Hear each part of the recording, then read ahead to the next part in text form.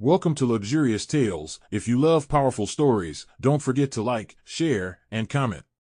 Subscribe to Luxurious Tales and turn on the notification bell so you never miss a new tale. Listen closely. The story begins now. The rain came down in restless sheets that evening, turning the financial district into a blur of headlights and hurried umbrellas. Nora Hayes had ducked into the corner diner near Harbor Street to escape the storm after a long shift coordinating shipments and schedules for her logistics firm. She preferred walking home when she could. It cleared her mind after hours of fielding complaints and recalculating routes. The diner was warm, crowded, alive with the clatter of plates and the hiss of the grill. Across the room sat Wyatt Mercer, jacket folded neatly beside him, reviewing figures on his phone while waiting for takeout. Wyatt had just finished a grueling meeting at the bank and stayed late to impress his supervisor. He thrived on being noticed, on being the man who stayed when others left. When an elderly man near the counter suddenly slumped forward, his coffee spilling across the table, the room froze. Conversations halted. Someone gasped. Wyatt reacted first. He was on his feet in seconds, steadying the man before he could fall completely to the floor. "Call an ambulance," he ordered calmly, voice cutting through panic. Nora was already moving, sliding beside them with surprising composure. She checked the man's pulse the way her nurse friend Janelle had once taught her during a safety workshop. "He's breathing," she said evenly, her tone grounding the chaos. Wyatt noticed the steadiness in her voice before he noticed her face. The paramedics arrived swiftly, guided by Wyatt's sharp directions and Nora's careful observations. Together, they explained what had happened, neither exaggerating nor dramatizing. The old man was stabilized and wheeled out, the tension slowly dissolving from the room. Applause broke out quietly from a few diners who had watched the scene unfold like a live drama. Wyatt felt a familiar warmth in his chest, the satisfaction of being seen, of being the capable man in a crisis. But when he glanced at Nora, she was already retreating to her booth, uninterested in praise. That difference struck him harder than the applause. Most people basked in recognition, she seemed almost allergic to it. He walked over, not out of obligation but curiosity. "You were impressive," he said, extending his hand. She hesitated briefly before shaking it. "So were you." But the paramedics deserve the credit. Her eyes held a quiet strength, not flirtatious, not impressed, simply observant. Wyatt, used to admiration, found himself oddly unsettled by her restraint. Outside, thunder rolled again, shaking the windows. Inside, the air between them shifted from coincidence to possibility. They shared a booth when the diner's hostess rearranged seating to accommodate the lingering crowd. Conversation came slowly at first. Wyatt spoke about working at Harbor National Bank, about the pressure of closing deals and meeting quarterly targets. He described his routine of early morning runs along the coastline and weekend golf sessions with potential clients. Nora listened more than she spoke, weighing his polished confidence carefully. When she did talk, she mentioned her job at the logistics company, how she managed routes for truck drivers and ensured shipments arrived on time. It wasn't glamorous, but she spoke about it with quiet pride. Wyatt was drawn to that steadiness, to the way she didn't inflate herself for effect. She noticed the subtle way he leaned forward when recounting achievements, the slight tightening of his jaw when mentioning his father's expectations. Even in that first meeting, she sensed that his ambition was not just hunger, it was armor. As the rain softened outside, Wyatt asked if he could see her again. Nora didn't answer immediately. She studied him, measuring charm against sincerity. Finally, she nodded once. "Coffee. Somewhere quieter." Wyatt smiled, already imagining how this story would look when told later. Neither of them realized that the kindness that brought them together would one day stand in painful contrast to the choices that would tear them apart. The cafe Wyatt chose for their first real date sat on a quieter street overlooking the marina, far from the noise of the financial district. It was intimate without being extravagant, a place where conversation mattered more than decor. Nora arrived first, dressed simply, her hair pulled back, a notebook tucked into her bag out of habit. She liked writing down recipes and thoughts during spare moments, it helped her process life. Wyatt entered minutes later, confident but unusually thoughtful. He had spent the afternoon replaying the diner incident in his mind, less for the heroism and more for the way Nora had not fawned over him. That difference intrigued him. Over coffee and warm bread, small talk dissolved into something deeper. Wyatt spoke about his long-distance runs at dawn, about pushing himself physically because it was the only time he felt fully in control. Nora listened, then asked softly, "And when you're not in control?" The question lingered between them like a challenge. Wyatt exhaled slowly before answering. He spoke about Caleb Mercer, his father, a man who measured love in promotions and performance reviews. Growing up, Wyatt had learned that praise was conditional and silence meant failure. Even now, every achievement felt like a temporary relief rather than satisfaction. He admitted that he feared becoming ordinary more than anything else. Nora surprised him by not offering sympathy but honesty. She told him about her mother, Miriam Hayes, who had worked double shifts after Nora's father left them for another woman. Nora described watching betrayal unfold at the kitchen table, hearing promises shatter into excuses. She learned early that charm could disguise selfishness. That was why she moved carefully with men who wore confidence like tailored suits. Wyatt felt exposed, yet strangely understood. For the first time, he was not performing. He was confessing. As the evening stretched on, the marina lights flickered against the water outside the cafe windows. They spoke about dreams in quieter tones. Wyatt envisioned leading his own branch one day, his name on the office door. Nora imagined stability, not grandeur, a home filled with warmth rather than status. Beneath the gentle rhythm of conversation, two unspoken fears hovered. Wyatt feared never being enough for his father. Nora feared loving someone who valued image over integrity.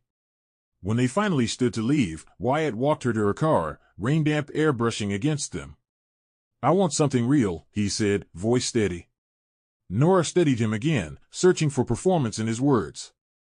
She saw ambition, yes, but also a flicker of vulnerability. As she drove home, she felt both hopeful and cautious. Meanwhile, miles away, Caleb Mercer reviewed financial news in his quiet study, unaware that his son's heart was beginning to tie itself to a woman who would one day challenge everything he believed about success. Autumn arrived with crisp air and amber leaves lining the pathways of Seabrook Botanical Garden, where Wyatt had asked Nora to meet him on a quiet Sunday afternoon. He chose the location deliberately, private, elegant, yet not ostentatious. The winding stone walkway near the glass conservatory was nearly empty, save for a distant couple taking photographs and a gardener trimming hedges. Wyatt had rehearsed his words during his morning run, timing each breath, each pause. He believed preparation was the difference between success and failure. Nora arrived wrapped in a light coat, unaware of the velvet box resting in Wyatt's jacket pocket. As they walked beneath arching branches, Wyatt spoke about growth, about seasons changing and the importance of building something lasting. Nora sensed a shift in his tone, a gravity that made her pulse quicken. When he finally knelt, the world seemed to narrow to the quiet space between them. "Marry me," he said, voice steady but eyes searching.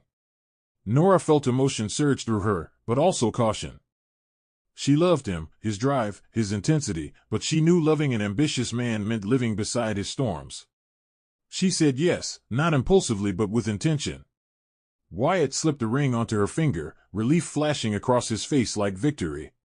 For him, the proposal symbolized more than romance. It was proof that he could build a life that looked successful from every angle.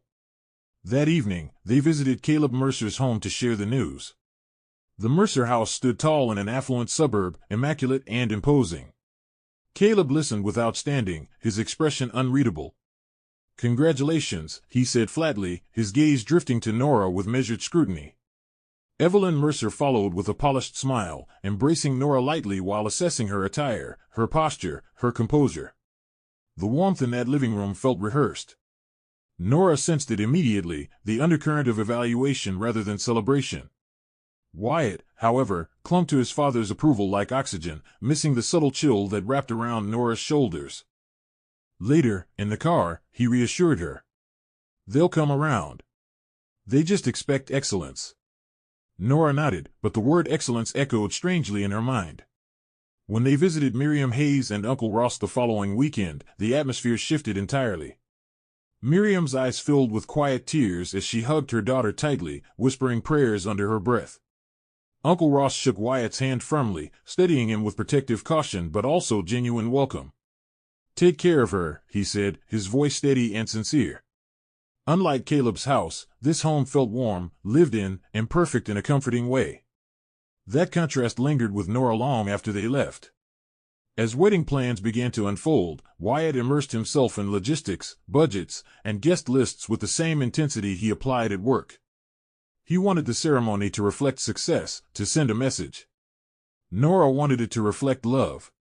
Neither of them realized that beneath the excitement, silent conditions had already taken root: Wyatt's need to prove himself, Caleb's obsession with image, and Nora's quiet promise to never sacrifice her integrity for anyone's approval. The engagement sparkled brightly, but beneath its shine lay shadows neither of them yet understood. Their wedding took place in early spring at a waterfront venue overlooking the bay, elegant without excess, balanced between Nora's desire for intimacy and Wyatt's preference for impression.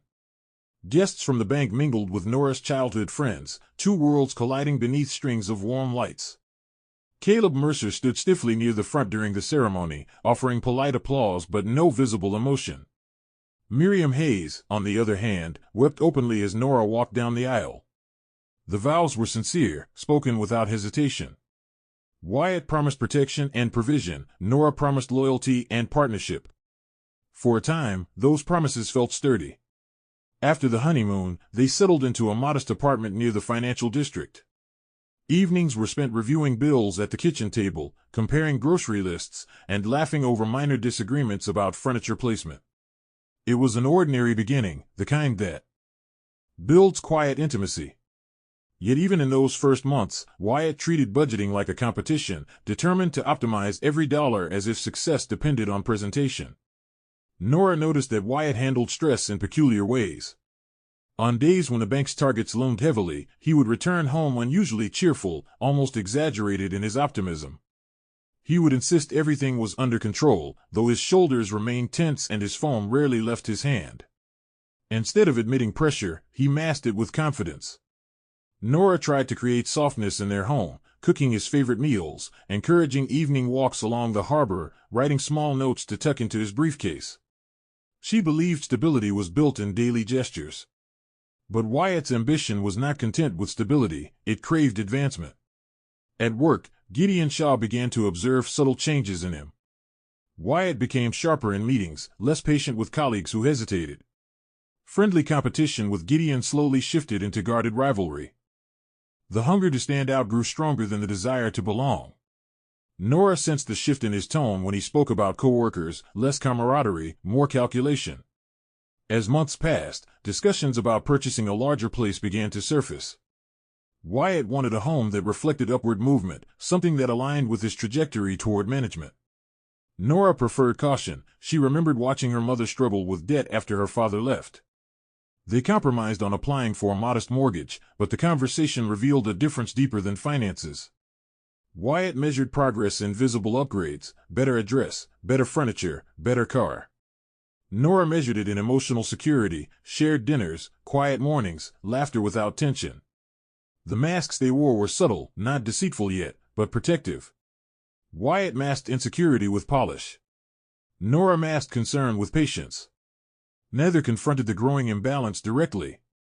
Outside their apartment window, the city lights shimmered each night, promising opportunity and risk in equal measure. Marriage was not yet fractured, but the fault lines had begun forming beneath the surface, invisible and silent, waiting for pressure to test their strength. Harbor National Bank operated like a polished machine, sleek on the outside but relentless beneath the surface. Wyatt thrived in its rhythm: the early morning briefings, the subtle competition for high-value clients, the constant pursuit of quarterly targets. His desk overlooked a busy financial avenue, a reminder of the city's pulse and the stakes of ambition. Each performance review felt like an examination of his worth. Gideon Shaw, once his closest ally in the department, now watched him with a mixture of admiration and concern. Wyatt had become sharper, more decisive, often pushing through deals that required bold persuasion. He justified every move as strategic necessity. Success, he believed, belonged to those who moved first.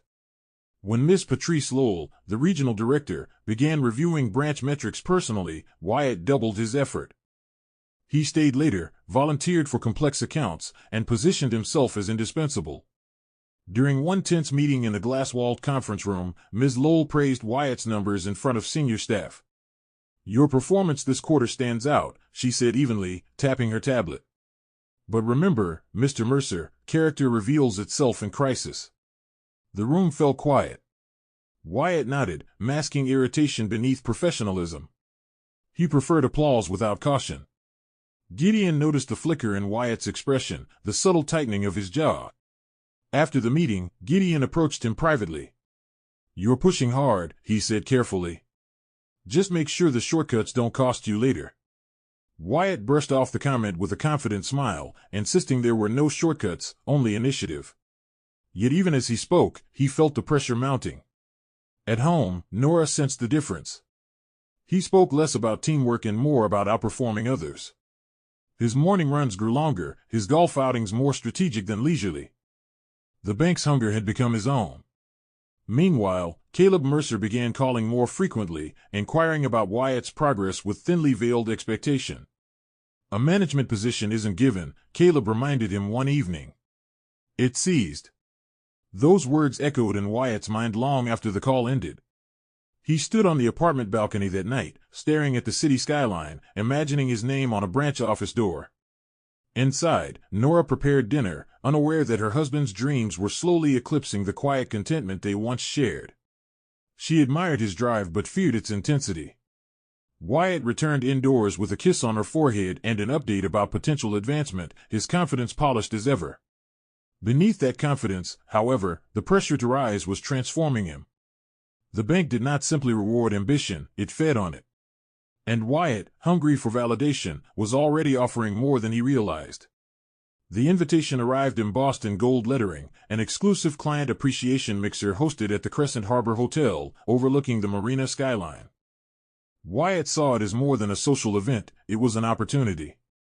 Miss Patrice Lowell had hinted that visibility among high-net-worth clients mattered just as much as performance metrics. That evening, Wyatt wore his sharpest suit and carried himself with deliberate confidence. The ballroom shimmered with polished marble floors and soft lighting, conversations rising and falling like measured tides. Nora had chosen not to attend, preferring to give Wyatt space to navigate the networking world he was so determined to master. Among the clusters of bankers and investors stood Harper Linwood, a poised and influential client known for her quiet scrutiny. It was Harper who introduced Wyatt to Brielle Cade. "Wyatt Mercer, meet Brielle," she said with a faint smile that did not quite reach her eyes. "She knows how to move in the right circles." Brielle entered his awareness like sparkling champagne, bright, intoxicating, effortless. Her laughter carried easily across the room, her words perfectly timed to flatter without appearing insincere. She spoke of luxury events and curated introductions, of understanding what influential clients valued beyond spreadsheets. Wyatt felt seen in a way that fed his ambition. She admired his drive openly, praising his leadership potential before he even held the title. Unlike Nora's steady caution, Brielle's energy was electric and affirming. As they spoke, Harper watched from a distance, her gaze thoughtful, almost warning. There was something calculated beneath Brielle's charm, something Wyatt either didn't notice or chose to ignore. Before the evening ended, Brielle mentioned casually that she specialized in connecting rising executives with elite networks. "You deserve to be in rooms where decisions are shaped," she said smoothly. The words echoed long after the music faded. Outside the hotel, the harbor breeze carried the scent of salt and possibility. Wyatt felt exhilarated, as though a door had quietly opened. Brielle's presence lingered in his thoughts, not romantically yet, but strategically. She represented access, influence, advancement. Meanwhile, in a quieter neighborhood across town, Nora finished tidying the kitchen and set aside a new recipe she had been testing. She trusted Wyatt, unaware that a new dynamic had begun to shift the air around him. Harper Linwood returned home that night unsettled, sensing that Brielle's interest in Wyatt was less about admiration and more about opportunity. And somewhere in the city, Troy Cade, Brielle's older brother, answered a late-night call from her, his voice low and amused. "Another promising connection?" he asked. Brielle's reply was simple, confident, and laced with intention. "Very promising." The morning Nora discovered she was pregnant began in stillness. She had woken earlier than usual, sensing a change she couldn't yet explain. The test sat on the bathroom counter, her hands trembling not from fear but from anticipation. When the result appeared, her breath caught in her throat. For a long moment, she simply stared at it, heart racing, mind racing faster. She imagined a nursery corner in their apartment, imagined Wyatt holding a tiny hand, imagined stability expanding into something richer than ambition. When Wyatt returned from his morning run, flushed with exertion and already reviewing messages on his phone, she handed him the small plastic stick without speaking. His expression shifted from confusion to disbelief to sudden, bright excitement. He lifted her off the floor in a spontaneous embrace, laughing in a way she hadn't heard in months. "We're going to be parents," he said, as if declaring a victory. Nora felt relief flood her chest. For that moment, everything felt aligned. But celebration soon gave way to calculation. That evening, Wyatt called his father with the news. Caleb's response was measured, not jubilant.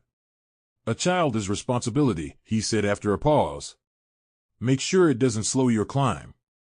The words lingered uncomfortably in Wyatt's mind. He reassured Nora that everything would be fine, that he would provide more than enough. Yet beneath his assurances, subtle anxiety began to take root. He calculated expenses, considered future promotions, envisioned balancing fatherhood with leadership. Nora scheduled her first appointment with Dr. Aaron Halstead, who spoke gently about prenatal care and reducing stress. She left the clinic feeling hopeful but aware of the changes ahead. When she shared the doctor's advice with Wyatt, he nodded but seemed distracted, already immersed in a message from Brielle congratulating him on entering a new chapter of legacy. The phrasing unsettled Nora slightly, though she dismissed it as overthinking. As weeks passed, Nora embraced the small rituals of early pregnancy, adjusting her diet, taking slower walks along the harbor, journaling thoughts about motherhood. Wyatt, meanwhile, threw himself deeper into work, framing his long hours as preparation for their future. He insisted that this was motivation, not avoidance. At the bank, Gideon congratulated him warmly but noticed the added intensity in his drive. Brielle's presence remained subtle yet persistent. She sent curated invitations to exclusive gatherings and spoke of how family men with ambition often commanded greater respect. Wyatt felt pulled in two directions, toward the quiet warmth of home and toward the glittering promise of advancement. One night, as Nora rested her hand over her barely visible bump, she whispered promises of protection to the life growing inside her. In another part of the city, Brielle studied Wyatt's rising trajectory with calculated interest, recognizing that fatherhood could either anchor him or make him more desperate to prove himself. The fourth quarter arrived like a tightening vice at Harbor National Bank. Targets were raised without apology, and whispers of restructuring drifted through the halls like cold air. Wyatt felt the weight of opportunity and threat pressing simultaneously against his shoulders. A management vacancy was rumored to open soon, and every performance metric seemed amplified. He began arriving before sunrise, leaving long after dusk, chasing numbers with relentless precision. Brielle's invitations increased during this period, private dinners with influential clients, yacht gatherings where deals were discussed between laughter and crystal glasses. She positioned herself as his unofficial strategist, introducing him to people who spoke the language of wealth and exclusivity. "Visibility matters," she would say lightly, her hand brushing his sleeve just long enough to feel intentional. Wyatt justified every outing as networking. After all, advancement required presence in the right rooms. Gideon Shaw noticed the shift more clearly than anyone. During one late-night file review, he leaned back in his chair and studied Wyatt carefully. "Be cautious," he warned quietly. "Some doors open because someone wants something in return." Wyatt dismissed the caution with a confident shrug, insisting that influence was currency in their industry. Yet even he could not ignore the subtle changes in his own spending habits. The suits became more expensive, the golf club membership upgraded, the dining reservations increasingly exclusive. At home, Nora sensed distance creeping into their evenings. Wyatt spoke enthusiastically about potential deals but seemed absent during conversations about nursery plans or doctor appointments. She tried not to resent the late nights, reminding herself that he was building security for their child. Still, a quiet unease lingered. Dr. Halstead had emphasized the importance of a stress-free environment, and Nora feared the invisible tension growing between ambition and family. Meanwhile, Brielle confided in her brother Troy during a late meeting at a downtown lounge. She described Wyatt's accelerating climb with analytical precision. "He's ambitious enough to take risks," she murmured, her tone thoughtful rather than romantic. Troy smirked, swirling his drink. Just make sure he doesn't see the strings. Across town, Harper Linwood reviewed her financial statements and paused at certain unusual patterns linked to Harbor National's accounts. She didn't act yet, but she observed. Back at the bank, Miss Patrice Lowell began a discreet review of branch metrics, her sharp instincts alert to subtle inconsistencies. Wyatt, unaware of the tightening web around him, felt closer than ever to his goal. The ladder he was climbing gleamed with promise, but each rung now carried weight he could not yet measure. By the time Nora entered her second trimester, her body had begun to change in ways that were both beautiful and exhausting. Mornings arrived with waves of fatigue that clung to her bones, and simple tasks demanded more patience than before. She continued working at the logistics firm, coordinating deliveries and smoothing out last-minute crises with steady professionalism, but she no longer rushed through hallways the way she once did. Evenings were slower now. She would sit by the apartment window, one hand resting instinctively over her growing belly, speaking softly about the future she imagined. Wyatt listened at first with genuine warmth, kneeling beside her and promising to teach their child how to run along the coastline just as he did. But as the weeks passed, his phone vibrated more frequently during these tender moments. He would excuse himself, stepping onto the balcony for hushed conversations that ended with laughter unfamiliar to Nora's ears, lighter, almost carefree. One night, as Nora approached the balcony to ask about dinner, she overheard that laughter clearly for the first time. It was a tone she remembered from their earliest dates, unburdened, energized. The sound froze her in place. She didn't hear the entire conversation, only fragments. Yes, I'll be there, and you always understand. When Wyatt returned inside, he seemed slightly flushed, offering a quick explanation about a client gathering arranged by Brielle. Nora nodded, but something tightened within her chest. She had always trusted him, believing trust to be the foundation of love. Yet trust was now competing with intuition. She mentioned her next prenatal appointment, reminding him that Dr. Halstead wanted both parents present to discuss potential stress factors. Wyatt agreed automatically but did not write it down. Later, when he fell asleep quickly, Nora lay awake staring at the ceiling, wrestling with unease she couldn't yet define. Meanwhile, Miriam Hayes sensed the shift during her weekly phone calls with her daughter. "You sound tired," Miriam observed gently. Nora brushed it off, attributing it to pregnancy hormones. Janelle Price, however, was less easily reassured. As a nurse, she understood how emotional strain could affect physical health. "Pay attention to patterns," she advised Nora firmly. At the bank, Gideon noticed Wyatt becoming more distracted during meetings, checking his phone more often than usual. The ambition that once seemed sharp now appeared scattered. Brielle, on the other hand, grew increasingly present, offering encouragement, admiration, and an escape from responsibility. In her quiet apartment across the city, she reviewed her calendar, aligning Wyatt's commitments with her own carefully crafted plans. As Nora's body strengthened to protect new life, Wyatt's emotional center drifted subtly away from home, drawn toward a glittering world that required less vulnerability and promised more validation.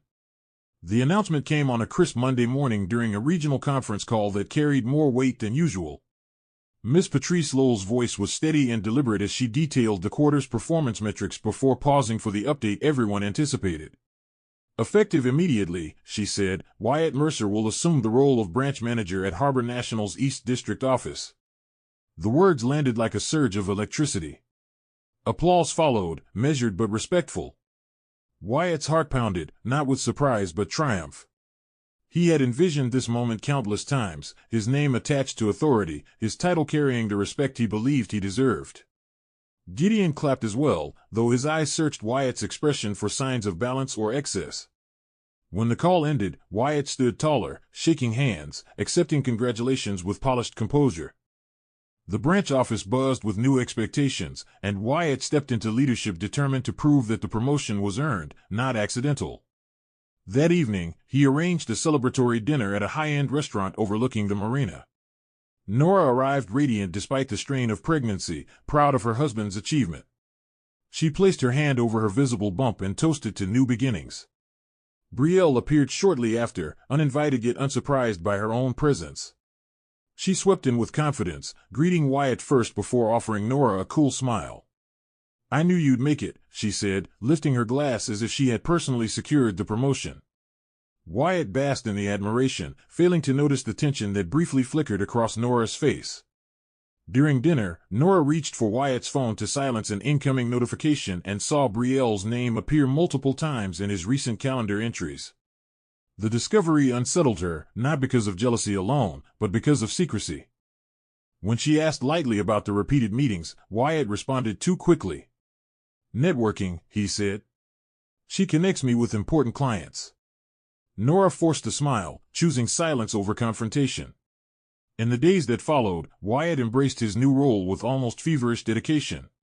He reorganized staff schedules, reviewed loan portfolios personally, and demanded precision in every report. Ms. Lowell congratulated him privately but repeated her earlier warning. "Leadership magnifies character," she reminded him. "Stay grounded." Meanwhile, Brielle intensified her presence, texting suggestions about influential gatherings and offering to manage optics around his public image. At home, Nora began to feel like an accessory to a life she had helped build but no longer fully understood. She scheduled her next prenatal appointment, marking the date clearly on the refrigerator calendar. Wyatt promised he would attend. Yet as he stood before the branch's glass doors one evening, watching his reflection in the fading light, he felt something shifting inside him, not doubt, but hunger. The title of branch manager was not an endpoint, it was a stepping stone. And hunger, once fed, rarely quieted on its own. The annual Harbor National Formal Gala was held at the Grand Meridian Hall, an event designed to celebrate leadership, attract investors, and reinforce the bank's polished public image. Nora stood before the mirror that evening adjusting the deep blue maternity gown she had carefully chosen, elegant but comfortable. She wanted to support Wyatt, to stand beside him as he stepped fully into his new role as branch manager. Her pregnancy was now unmistakable, her presence a quiet symbol of family and continuity. When they arrived, cameras flashed near the entrance, and Wyatt was immediately pulled into conversations with executives and wealthy clients. Nora remained at his side at first, offering warm smiles and thoughtful responses. She noticed how naturally Wyatt moved through the room now, commanding attention with practiced ease. Pride flickered within her, but so did distance. He seemed taller somehow, not physically, but in posture and projection. Midway through the evening, Brielle Cade appeared in a sleek silver dress that shimmered beneath the chandeliers. She approached Wyatt with familiarity that bordered on ownership, placing a light hand on his arm as she greeted him. "Congratulations again," she said brightly, her voice carrying just enough volume to draw nearby attention. Then she turned to Nora with an expression that was almost playful. "And you must be Wyatt's friend." The pause before the word friend was deliberate. A few heads turned. Nora felt the sting immediately but kept her composure. Wyatt laughed awkwardly, correcting Brielle quickly, yet the damage lingered in the air. Harper Linwood, observing from across the room, narrowed her eyes slightly. She had seen that tactic before, subtle displacement disguised as humor. Gideon stood near the bar, noticing Wyatt's hesitation and fully asserting his wife's position. It was small, but telling. As the evening progressed, Brielle maneuvered gracefully, positioning herself in conversations where Wyatt stood at the center. She praised his leadership openly, recounting how she had advised him on expanding influence. Nora felt herself fading from the spotlight, reduced to polite applause while another woman narrated her husband's success. The humiliation was not loud or dramatic, it was quiet and calculated. When Wyatt finally returned to Nora's side later that night, she smiled and said she was tired. He did not ask why her voice sounded thinner. Driving home, the city lights blurred outside the window as silence filled the car. At the gala, something intangible had shifted. It was not an argument or confession, but it was a fracture. And fractures, once formed, rarely heal without deliberate effort. The new rental stood in an upscale neighborhood lined with trimmed hedges and polished driveways, chosen not for necessity but for optics. Wyatt had insisted that a branch manager's home should reflect his position. Nora had hesitated at first, reminding him of budgeting plans and the baby's approaching arrival, but Wyatt framed the move as strategic. "Image matters," he said firmly. The house was larger than they needed, filled with echoing rooms and tall windows that let in cold, impersonal light. Nora tried to soften it with small touches, warm blankets, neatly arranged kitchen shelves, a corner prepared for the nursery. Yet even before the boxes were fully unpacked, she felt something unsettled about the space. It felt staged rather than lived in, like a display of success rather than a sanctuary. Wyatt, however, walked through the rooms with pride, imagining how colleagues would perceive him now. Brielle's visits began subtly at first. She stopped by one afternoon with a congratulatory gift for Wyatt, claiming she was in the neighborhood. Nora answered the door, surprised but polite.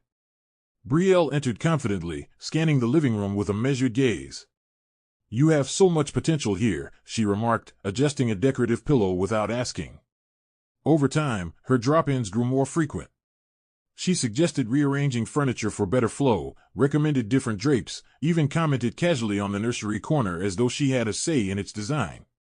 Wyatt brushed off Nora's discomfort, calling Brielle's behavior enthusiastic rather than intrusive. "She understands presentation," he insisted.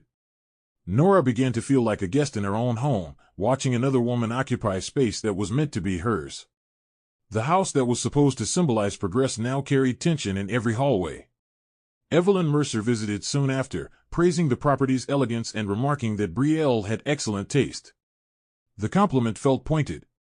Nora stood quietly as conversations about decor and status circled around her, her pregnancy dismissed as background detail. Later that evening, she confronted Wyatt gently about boundaries. He responded with impatience, accusing her of overreacting. "This is networking," he repeated, as if the word justified everything. The argument did not explode, it simmered. Nora retreated to the nursery corner, resting her hand on her stomach and breathing slowly. The house had begun to resemble a kingdom with two queens, one lawful, one self-appointed. And while no official declaration had been made, the balance of power inside those walls was shifting in ways that could not be undone easily. By the time Nora reached her 7th month, the pregnancy had become physically demanding in ways she could no longer ignore. Swelling in her feet forced her to rest more often, and persistent headaches shadowed her evenings. Dr. Aaron Halstead monitored her closely, his calm demeanor steady but firm. During one appointment, he reviewed her charts with focused concern. "Your blood pressure is fluctuating more than I'd like," he explained carefully. "You need reduced stress, consistent rest, and support." Nora nodded, absorbing each instruction with quiet seriousness. She had been managing her responsibilities as best she could, but she knew emotional strain was harder to control than physical exertion. Wyatt had promised to attend this appointment, yet his seat beside her remained empty. She texted him once, then again. No response. Minutes later, she dialed his number, and to her surprise, Brielle answered. The voice on the other end was smooth, almost amused. "Wyatt's in a meeting," Brielle said, her tone deliberate. "Can I pass along a message?" Nora's grip tightened on the phone. "This is his wife," she replied evenly. There was a brief pause, then the line went dead. Nora stared at the blank screen, disbelief mingling with humiliation. Dr. Halstead observed her expression and spoke gently but firmly. "Emotional stress can complicate pregnancy at this stage," he reminded her. "You need stability." The ride home felt longer than usual. The house that once symbolized progress now felt like a hollow structure echoing with unanswered questions. Janelle, upon hearing what happened, was openly furious. "This isn't just disrespect," she said. "It's dangerous." Miriam Hayes insisted on visiting more frequently, sensing that her daughter was carrying more than just a child. That evening, Wyatt returned home late, offering a vague explanation about urgent client matters. Nora watched him carefully, measuring tone and eye contact. When she mentioned the phone call, he dismissed it quickly. "She probably picked it up by mistake," he said, avoiding her gaze. The excuse felt rehearsed.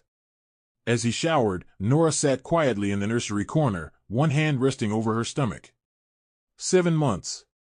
The reality of impending motherhood felt powerful and fragile all at once.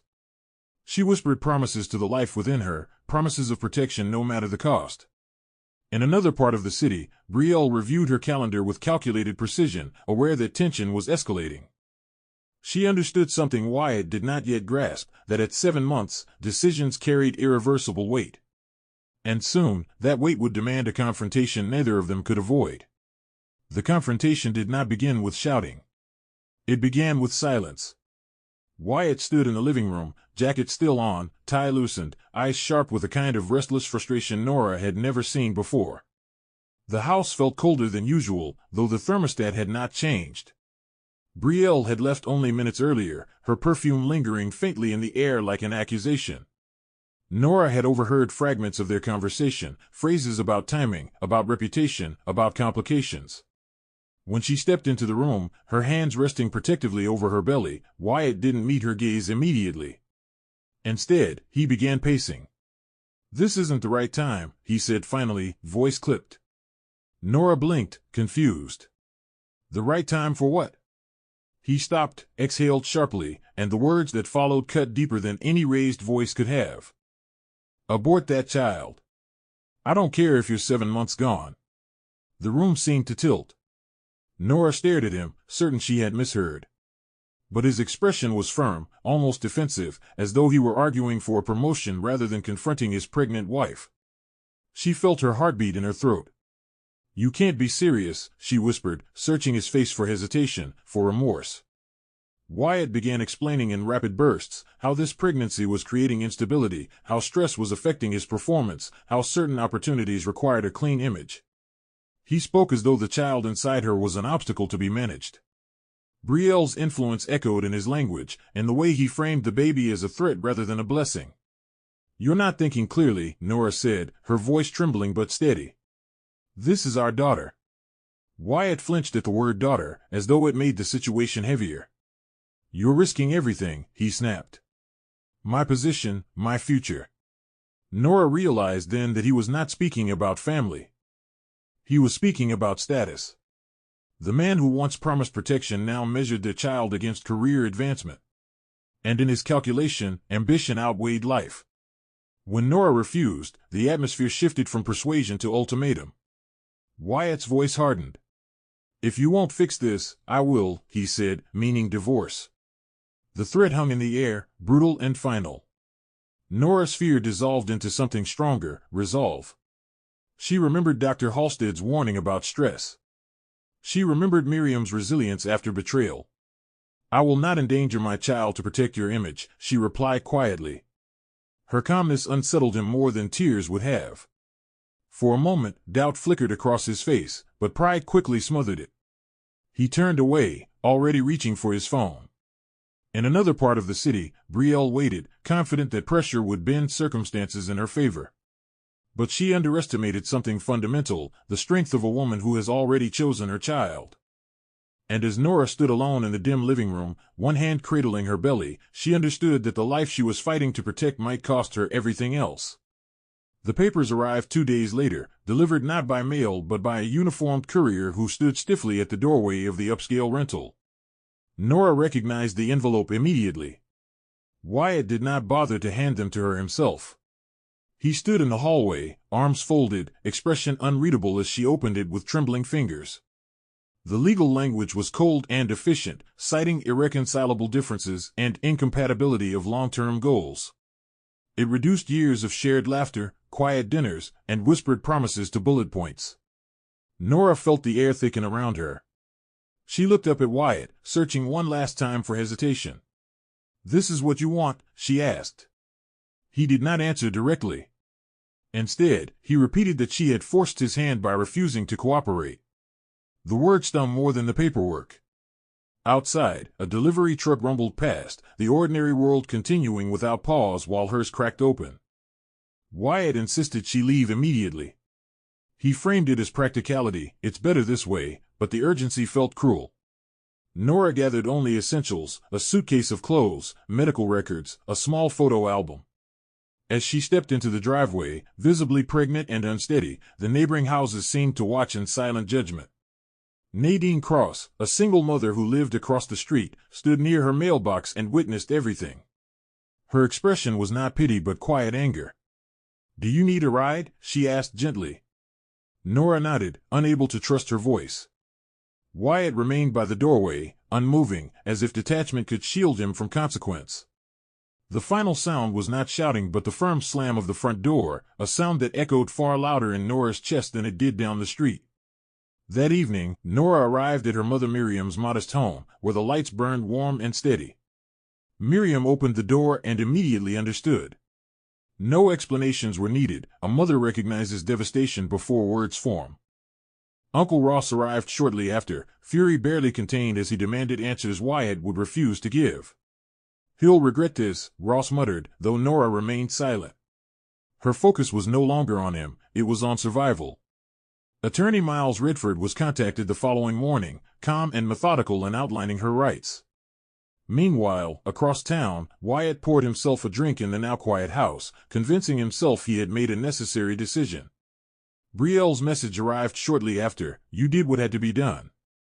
But as night settled over the city, even Wyatt could not completely silence the image of Nora standing in the driveway, one hand protecting the child he had just chosen to abandon. The contractions began just after midnight, sharp and sudden, stealing Nora's breath in waves she could not control. Miriam had been sleeping lightly in the next room, alert to every sound since her daughter returned home. When Nora called out, there was no panic, only swift, focused movement. Uncle Ross started the car while Miriam gathered the hospital bag they had prepared quietly, without ceremony. There was no husband pacing in the hallway, no excited anticipation. Only resolve. At the hospital, Dr. Aaron Halstead was notified immediately. He had monitored Nora closely through the final weeks, aware of the emotional stress she had endured. "You're stronger than you think," he told her gently as the nurses prepared the room. Janelle arrived not long after, still in her scrubs from a night shift, refusing to let her friend face this moment alone. The room was steady, composed, not celebratory, but protective. Labor was long and demanding, each contraction a reminder of what Nora had chosen to endure rather than surrender. She did not cry out Wyatt's name. She did not look toward the doorway expecting him. Instead, she focused on breath, on strength, on the life she had defended. Miriam whispered encouragement between prayers, her voice unwavering. Janelle held Nora's hand firmly, guiding her through each surge of pain with practiced calm. Dr. Halstead remained attentive and deliberate, ensuring both mother and child were safe. When the final push came, Nora gathered every ounce of will within her. The first cry of her daughter pierced the sterile hospital air, sharp and alive. Tears streamed down Nora's face, not from pain, but relief. She had kept her promise. They named her Alara, meaning light. Miriam cradled her granddaughter with trembling joy, while Janelle smiled through exhaustion. Dr. Halstead documented everything carefully, noting the stress factors and circumstances that had preceded the birth. In another part of the city, Wyatt attended an upscale dinner with Brielle, unaware that at that exact moment, his daughter had entered the world without him. Brielle raised a glass to new opportunities, her smile radiant under chandelier light. Wyatt felt a flicker of something, unease, perhaps, but quickly dismissed it. Back in the hospital room, Nora held Alara against her chest, whispering promises of stability and protection. There were no cameras, no applause, no public declarations. Only a quiet, unshakable beginning. Wyatt's life after the divorce unfolded in a blur of polished surfaces and expensive indulgence. The upscale rental no longer echoed with nursery plans. Instead, it filled with catered dinners, designer decor, and laughter that rang too loudly. Brielle moved in gradually, as if she had always belonged there. She curated everything, the wine selections, the guest lists, the invitations to exclusive waterfront gatherings. "This is how a branch manager should live," she would say lightly, adjusting details until every corner reflected curated success. Wyatt embraced the lifestyle eagerly. Luxury became validation. Every party, every high-profile dinner reinforced the illusion that he had made the right choice. Photographs from private events circulated among influential circles, showing him smiling confidently beside Brielle. There was no trace of the driveway scene, no hint of a newborn daughter miles away. Appearances, after all, were carefully managed. Yet beneath the surface, spending escalated beyond comfort. Brielle encouraged larger investments, memberships, vehicles, private event sponsorships. "It's an investment in your image," she insisted whenever Wyatt hesitated. Troy Kate appeared more frequently, requesting temporary financial assistance for business ventures that were never clearly defined. Wyatt approved transfers and extended favors with growing recklessness, convinced that generosity would cement loyalty. At the bank, Gideon Shaw noticed subtle irregularities in expense reports and client allocations tied to Wyatt's branch. Nothing overtly illegal, yet, but patterns that unsettled him. Miss Patrice Lowell began conducting quiet audits, her instincts sharpened by years of experience. Meanwhile, Harper Linwood reviewed her financial portfolio and observed unusual routing of certain high-value accounts. She did not confront Wyatt directly. She waited, gathering information with patience. While Wyatt toasted to success beneath glittering lights, Nora adjusted to sleepless nights and steady routines. Miriam and Uncle Ross helped where they could, and Nadine Cross stopped by often with meals and quiet encouragement. Nora's world was smaller but steadier, grounded in Alara's soft breaths and tiny fingers. She did not check social media. She did not track Wyatt's appearances. Her focus was survival and dignity. Still, whispers of his lavish lifestyle reached her through acquaintances. Each mention felt like salt pressed against a wound, but she refused to let bitterness define her. Across the city, champagne glasses clinked while bank ledgers shifted quietly in the background. The money flowed freely for now, sparkling and loud. But beneath the shine, numbers were beginning to tell a story Wyatt had not yet noticed. Nora did not rebuild her life with announcements or dramatic declarations. She rebuilt it in small, disciplined steps. Between feeding Alara and catching brief moments of sleep, she began preparing simple, balanced meals not just for herself but for Miriam and Uncle Ross. Janelle, exhausted from hospital shifts, once remarked how nourishing Nora's cooking felt after long nights. That comment planted a quiet idea. Many of Janelle's coworkers, nurses, paramedics, late-shift workers, struggled to prepare healthy meals consistently. Nora began offering weekly meal prep packages tailored for shift schedules, using her organizational skills from logistics to coordinate deliveries efficiently. She tracked orders carefully, waking before dawn to cook while Alara slept nearby in a bassinet.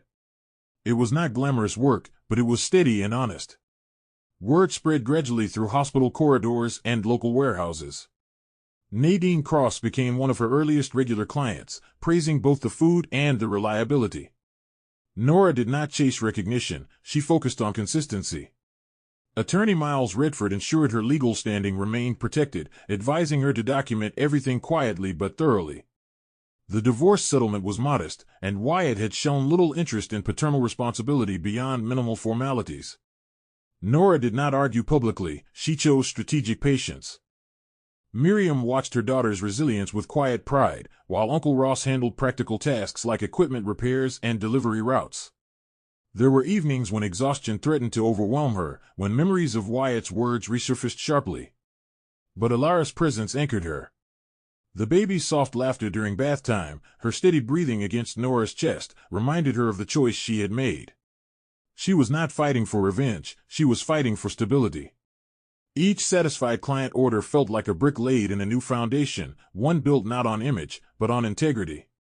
Across town, the contrast grew sharper.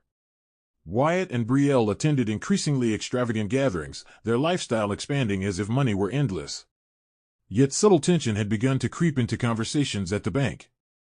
Gideon compiled notes quietly, noticing inconsistencies in transaction timing and approvals that traced back to Wyatt's branch. Miss Patrice Lowell's audits grew more detailed, though she said nothing publicly.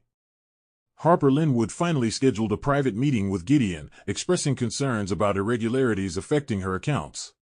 While champagne continued to flow in Wyatt's circle, questions were accumulating elsewhere. In her modest kitchen, Nora packed neatly labeled containers into insulated bags, unaware that the same city which once celebrated Wyatt's rise was beginning to study it with sharper eyes.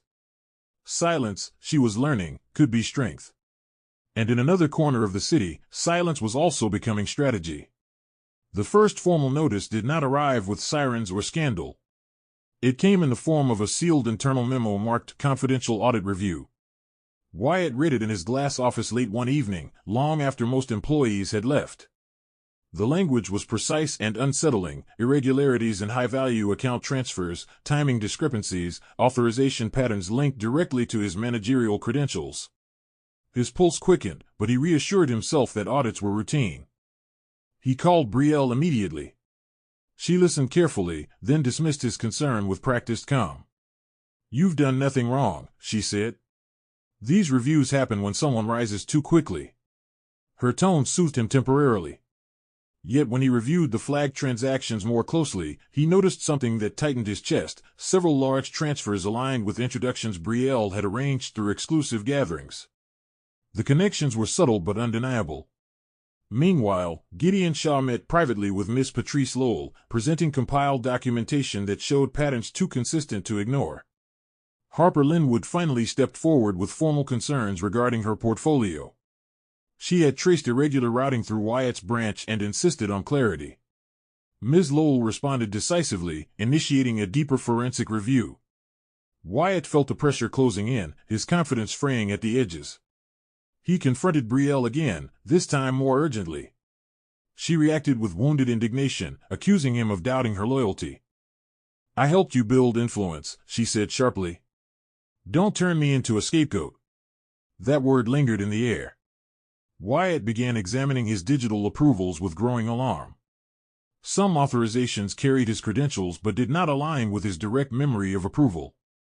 Troy Cade's name surfaced in peripheral vendor records linked to client services. The pieces began forming a pattern he had never anticipated. The lavish lifestyle, the seamless networking, the constant encouragement, they were not random acts of affection. They were carefully positioned steps in a larger design. Across town, Nora prepared weekly orders while Alara played nearby, unaware of the storm brewing within Harbor National Bank. Nadine Cross mentioned hearing rumors of internal investigations involving senior management. Nora listened quietly but did not ask questions. She had detached herself from Wyatt's world deliberately. Back at the branch, Ms. Lowell arranged a closed-door meeting with Wyatt for the following morning. The tone of her assistant's call left no room for interpretation. That night, Wyatt searched for Brielle in their upscale apartment, only to find several closets partially emptied. Her phone went unanswered. Troy's number disconnected. The champagne glasses from the previous evening still stood on the marble counter, reflecting dim city lights. For the first time, Wyatt understood that the luxury surrounding him had not been a celebration, it had been camouflage. And the lie that financed it was beginning to surface with ruthless clarity. The meeting with Miss Patrice Lowell was brief and devastating. Wyatt sat across from her in the same glass-walled office where he had once accepted his promotion with pride. This time, there was no applause. Only documents. Transaction logs, digital authorization trails, vendor contracts connected to shell entities that traced back, quietly but unmistakably, to Troy Cade. "Your credentials approved these movements," Ms. Lowell said evenly, sliding the evidence. Across the table, Wyatt attempted to explain, to insist that he had been manipulated, that he trusted the wrong people. But trust did not erase responsibility. Leadership magnifies character, she reminded him, repeating the warning she had once given with optimism. Security escorted him from the building later that afternoon. There were no dramatic scenes, only lowered eyes from former colleagues and a silence heavier than accusation. The branch manager who once commanded admiration now walked past the glass doors as an example of caution. Brielle was gone completely. Her social media accounts vanished overnight. The luxury apartment lease had been signed under layered agreements that left Wyatt legally exposed. The vehicles, the memberships, the curated investments, most were tied to financing structures he had approved without scrutiny. When federal investigators initiated formal proceedings, Wyatt finally grasped the scale of the trap. Brielle had never been building a life with him. She had been building access. His branch had provided high-value client proximity, and his ambition had provided blind spots. The cruel irony struck him with brutal clarity. He had demanded Nora sacrifice their child to protect his future, only to lose that future to the very illusion he protected. Caleb Mercer refused public comment. Evelyn distanced herself socially. Gideon, though disappointed, cooperated fully with investigators, choosing integrity over loyalty. The city that once celebrated Wyatt's rise now discussed his fall in measured, professional tones. Miles away, in a modest but warm kitchen, Nora packed another round of meal deliveries while Alara toddled unsteadily across the floor. The news of Wyatt's collapse reached her through Nadine, then through quiet headlines online. She did not celebrate. She did not gloat. She simply absorbed the information with a steady breath. Her life had grown stable through discipline and support, not spectacle. Miriam watched her daughter carefully, seeing no bitterness, only clarity. Later that evening, as Nora carried Alara outside for fresh air, she looked toward the fading light over the harbor. She had lost a marriage, endured humiliation, and faced childbirth alone. Yet she had gained something unshakable, strength without compromise. Wyatt's karma had arrived in a tailored suit, precise and unforgiving. Nora's new beginning arrived quietly, in the steady rhythm of her daughter's laughter and the community that stood beside her. And in that quiet, she found something far more enduring than status: peace. Thank you for listening to Luxurious Tales. If this tale moved you, share it with someone, leave a comment, and let us know what you felt.